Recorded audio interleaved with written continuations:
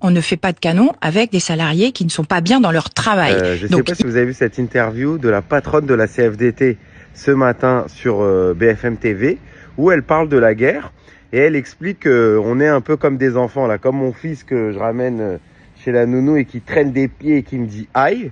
Et ben en fait, elle est en train de nous expliquer que on est un peu comme des gamins et qu'il faudrait nous filer quelques bonbons pour qu'on accepte d'aller à la guerre. On a la bureaucratie syndicale de la CFDT qui est pour le plan de Macron, qui est pour l'impérialisme français, pour faire en sorte qu'on réponde présent à cette boucherie mondiale que veulent les Poutine, Trump, Macron, etc. etc. Je me demande d'ailleurs si les militants et militants de la CFDT qu'elle embarque dans son plan de dingue, en fait, est-ce que vous êtes d'accord avec ça? Je vous mets l'extrait, regardez ça, c'est incroyable ce qu'elle est en train de raconter.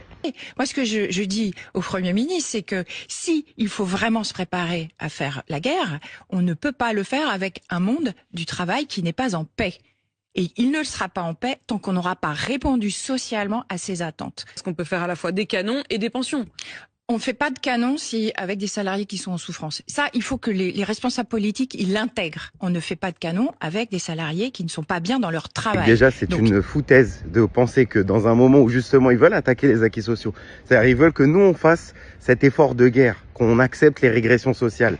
Penser que, au contraire, on pourrait profiter, parce que c'est ça qu'elle demande. Elle veut que les syndicats puissent profiter d'une certaine manière de cette boucherie mondiale pour obtenir quelques acquis sociaux qu'ils n'arrivent pas à obtenir parce que vous savez, tout le reste de l'année, ils font les négociations, le dialogue social et ils sont tout le temps entubés. Ils nous entubent en fait. Quand ils nous disent non, faut pas radicaliser les luttes, faut pas appeler à la grève générale, faut pas les grèves reconductibles, etc. C'est pour dialoguer avec Elisabeth Borne, avec Édouard Philippe, Castex, etc. Et aujourd'hui Bayrou. Et je veux le dire à Maryse Léon, mais même avec des meilleurs salaires, on n'a pas envie de crever.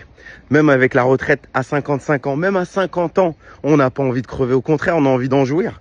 On veut jouir de meilleurs salaires, on veut jouir d'une retraite plutôt pour en profiter, voyager, profiter de nos enfants, nos petits-enfants, etc., de nos familles et autres. Et on voit comment, en fait, des bureaucrates qui n'ont jamais travaillé de leur vie, comment ils utilisent leur position pour essayer au final d'être les bras armés sur le terrain du mouvement ouvrier de Macron et de sa politique. Et donc, les amis, il faut absolument rejeter en bloc ces propositions.